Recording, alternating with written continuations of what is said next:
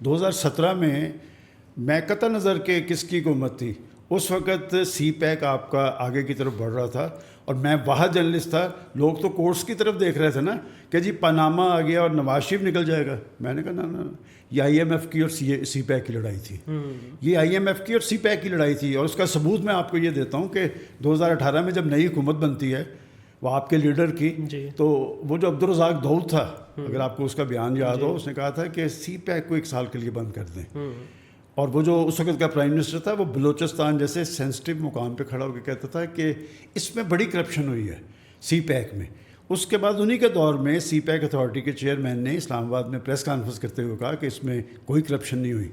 بات یہ سی پیک جو تھا نا، یہ بعض انٹرنیشنل فورسز کو ہضم نہیں ہو رہا تھا.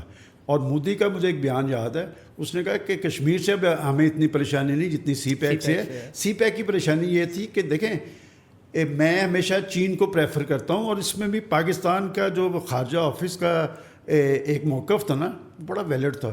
کچھ سال پہلے پاکستانی خارجہ آفس نے ایک پالیسی بنائی تھی کہ اس خطے کے مسائل جو اس خطے میں حل ہونے چاہیے، اور خطے کے مسائل کے حوالے سے اس نے کہا تھا کہ افغانستان میں امن ہونا چاہیے.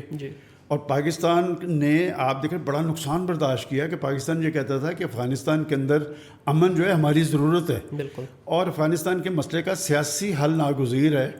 اور پھر امریکہ جیسی سپر پاور پتھر چاٹ کے وہاں سے کہیں نکالا ہے کس نے، نکلوایا کس نے، پاکستان نے. پاکستان سہولت کار بنا، وہاں گورنمنٹ بن گئی. اب وہ وہاں سے بھی ہمیں کوئی خیر کی کوئی اچھے سگنل نہیں آ رہا ہے کہ وہاں پر حامد کرزئی صاحب، اشرف غنی صاحب، ہم سمجھ رہے تھے کہ طالبان کی گورنمنٹ بنے گی تو کوئی خیر کی امید ہوگی، کوئی اچھے. آج بھی آپ دیکھ لیں یہ دہشت گردی کی ساری فضا، یہ کبھی آپ نے چیک کیا کہ یہ ہم کہتے ہیں وہ ٹی ٹی دہشت گرد جو ہیں ان کے پاس اسلحہ کون سا ہے؟ امریکن اسلحہ ہے. بالکل ایسے ہی. ان کے پاس پیسہ کون سا ہے؟ انڈین فنڈڈ ہے، اسرائیل ہے. کیوں ہے؟